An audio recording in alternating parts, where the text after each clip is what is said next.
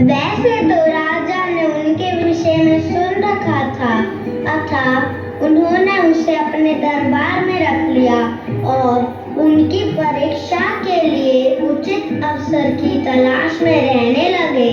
और एक दिन वह अवसर आ ही गया। कैसे? आइए देखते हैं। महामंत्री, अब सभा की कार्यवाही प्रारंभ की जाए। जी महाराज। रुकिए सज्जन, आपको अंदर जाने की अनुमति नहीं है, परंतु मुझे महाराज से मिलना है। महाराज से मिलने के लिए अनुमति की आवश्यकता पड़ती है। मैं अनुमति लेकर आता हूँ।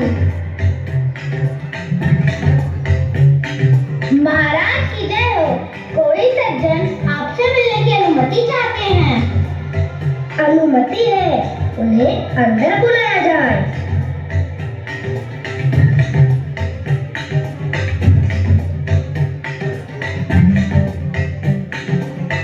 महाराज की जय हो। महाराज की जय हो। महाराज, मैं आपके दरबार में उपस्थित दरबारियों को वाद विवाद की चुनौती देना चाहता हूँ।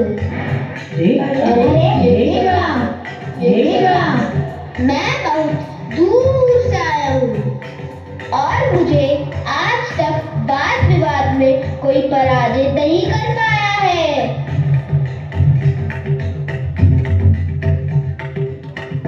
अच्छा, ऐसी बात है। इस दरबार में उपस्थित मेरे मंत्रियों में कौन इन सज्जन की चुनौती को स्वीकार करना चाहता है? तेनालीराम। जी महाराज, यह चुनौती अब तुम स्वीकार करो और अपने आप को चतुर दरबारी सिद्ध करो। जी महाराज, मैं तो आपकी आज्ञा की ही प्रतीक्षा कर रहा था। महाराज, मैं इस महानुभव की चुनौती स्वीकार करता हूँ। मैं कल स्वयं को इनसे श्रेष्ठ सिद्ध कर दूंगा।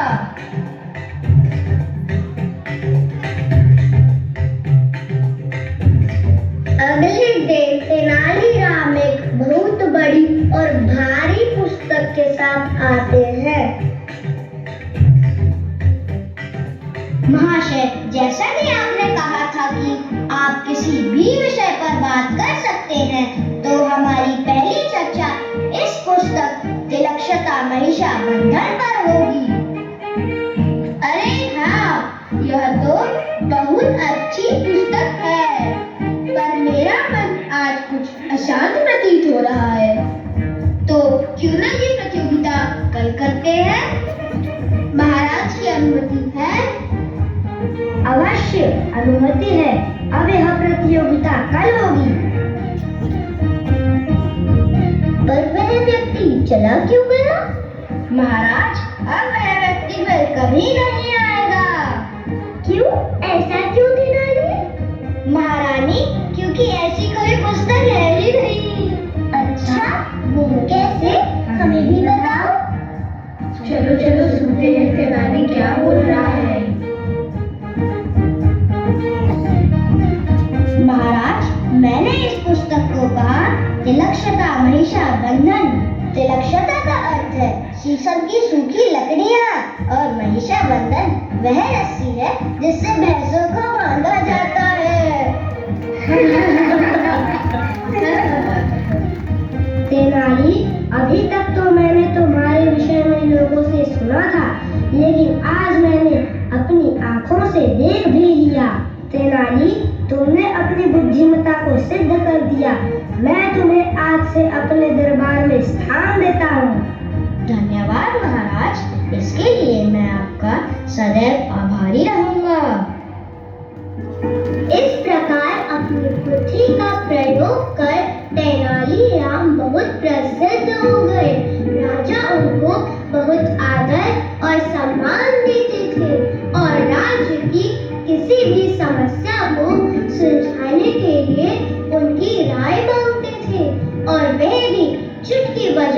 इसका समाधान भी करते थे।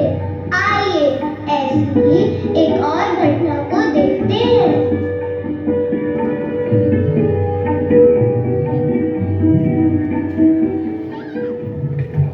रुको, तुम यहाँ क्यों आए हो? मुझे महाराज से अपनी एक समस्या के बारे में न्याय चाहिए। मैं महाराज की आज्ञा लेकर आता हूँ। महाराज की जय हो। महाराज, एक फरियादी अपनी समस्या लेकर आपके सामने आना चाहता है। ठीक है, उसे मेरे सामने कर आओ। कहो, क्या समस्या है? महाराज, इस आदमी ने व्यापारी का सोने का हार चुरा लिया है। अच्छा?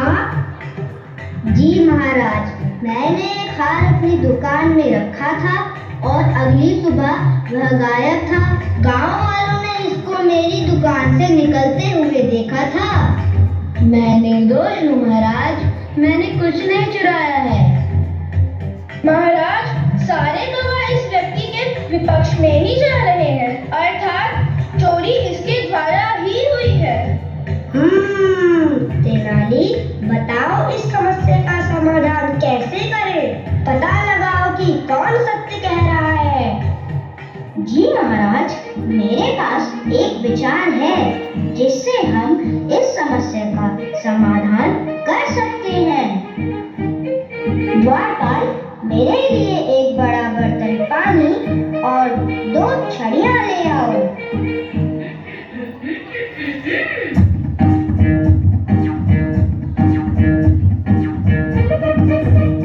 महाराज, ये छड़ियां जादुई है। जिसने हार चुराया है उसकी छड़ी रातों रात 1 इंच बढ़ जाएगी। इन्हें आप दोनों रात भर सुरक्षित रखो और कल वापस ले आना। सब अगले दिन सांस सोकर सही और गलत की पहचान देखने के लिए बैठे थे।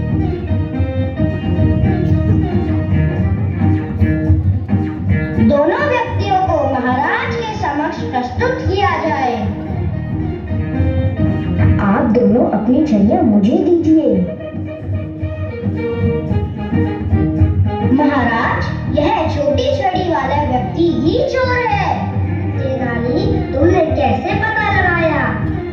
महाराज, इसने अपनी छड़ी को 1 इंच छोटा कर दिया था, यह सोचकर कि वह 1 इंच बड़ी हो जाएगी, पर यह छड़ी तो जादुई नहीं थी, अतः ये बड़ी नहीं हुई और छोटी की छोटी ही रह गई।